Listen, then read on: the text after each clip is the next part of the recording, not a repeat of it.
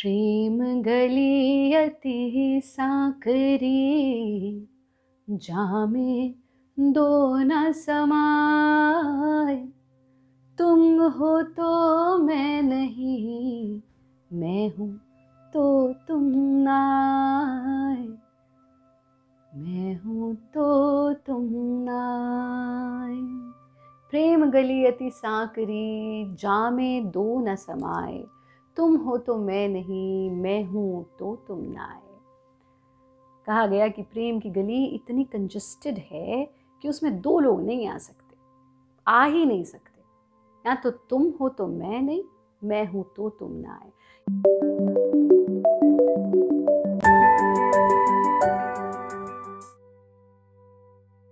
इसका सीधा सीधा सा अर्थ है कि प्रेम का जो मार्ग है, प्रेम की जो राह है, वो ऐसी है कि वहाँ दो लोग नहीं रह सकते। तुम ये नहीं कह सकते कि मुझे इससे प्रेम है या इसको मुझसे प्रेम है। नहीं, वहाँ तुम और वो एक हो जाते हैं, तब प्रेम घटित होता है। किसको समझते हो तुम प्रेम? तुम कह रहे हो अरे आचार्य जी, प्रेम करने वाला छोड़ दे। कैसे छोड़ सकता है? जहाँ प्रेम है वहाँ छोड़ने का भाव कहाँ रह जाता है? तुम अगर अपने हॉर्मोन्स के चेंज होने की फीलिंग को प्रेम कह रहे हो, तुम अगर अपने डोपामाइन लेवल्स इंक्रीज होने को प्रेम कह रहे हो, तुम अगर कमिटमेंट को प्रेम कह रहे हो, तुम अगर रिलेशनशिप को प्रेम कह रहे हो, तो तुमने प्रेम को समझा ही नहीं है। तुमने प्रेम की परिभाषा को बहुत ही छोटा कर दिया है। प्रेम अथाह है, प्रेम असीम है, प्रेम देह से परे है, प्रेम बंधन से परे है, प्रेम बांधता नहीं है, मुक्त करता है। और प्रेम स्त्री या पुरुष में ही नहीं होता है। प्रेम में कोई कमिटमेंट या रिलेशनशिप की आवश्यकता नहीं होती है। प्रेम फिजिकल या इमोशनल नहीं होता है। प्रेम बस प्रेम होता है। और जैसा मैंने कहा, सबसे बड़ा उदाहरण ये कि प्रेम करने वालों के बीच में कभी भी वहां द्वैत का भाव नहीं है, वहां अद्वैत है, वहां द्वंद्व का भाव नहीं है। वहां महत्वपूर्ण चीज ये कि तुम्हें लगता है कि प्रेम वो है, तुम्हें लगता है कि प्रेम का अर्थ है कि दो लोग बस घंटों एक दूसरे को देख रहे हैं आमने सामने बैठकर।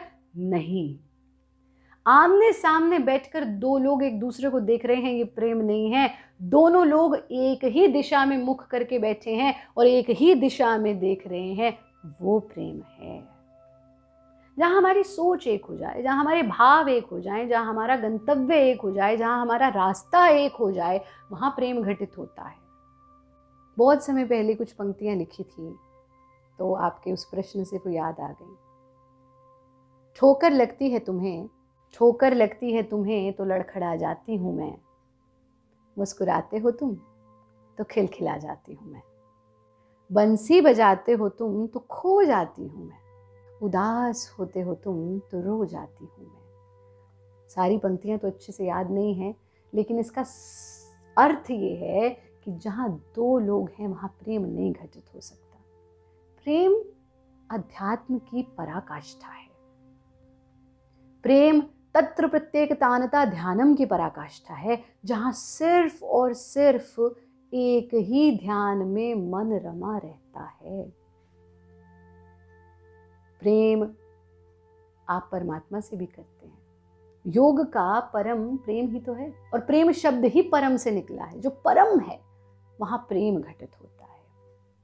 प्रेम से पवित्र कुछ नहीं है, पर आप जिस प्रेम की बात कर रहे हैं, आपने प्रेम को बहुत छोटा कर दिया है। जहां चाहने की इच्छा है वहां प्रेम नहीं होता। प्रेम चाहत नहीं है, प्रेम चाहत है ही नहीं। प्रेम तो देना है, प्रेम सेवा है। प्रेम बिना किसी एक्सपेक्टेशन के सिर्फ और सिर्फ देने का भाव है, जो माँ अपनी संतान से करती है। कुछ एक्सपेक्ट नहीं करती, वो सिर्फ उसके लिए कर रही है। जब आपका बालक आपके हाथ में आता है तो आपको पहली बार जीवन में प्रेम की अनुभूति होती है, और फिर उस ही भाव को जब आप परमात्मा की प्राप्ति में लगाते हैं तो आपको परमात्मा भी बहुत सहजता से मिल जाते हैं। तो ये जो जिसे आपका जो प्रश्न है कि जिससे मुझे प्रेम है उसने छोड़ दिया, तो प्रेम था ही नहीं, वो तो एक कॉम्प्रोमाइज था, या एक इन्फैचुएशन था, या एक अट्रैक्शन था। समझ रहे हो हम क्या कह रहे हैं, है ना? तो प्रेम तुम्हारे डोपामाइन लेवल्स का बढ़ना, तुम्हारे हार्मोन्स का चेंज होना, तुम्हें कुछ पाने की चाहत होना से बहुत भिन्न है। प्रेम वो है जहाँ, और आमने सामने बैठकर आंखों में आंखें डालकर बात करना, एक ही तरफ देख करके एक ही दिशा में देख रहे हैं, वहाँ शब्द मौन हो जाते हैं, वहाँ शब्दों की आवश्यकता नहीं रह जाती, वहाँ कुछ कहने का बोध नहीं रह जाता है, वहाँ मन मन की भाषा समझता है।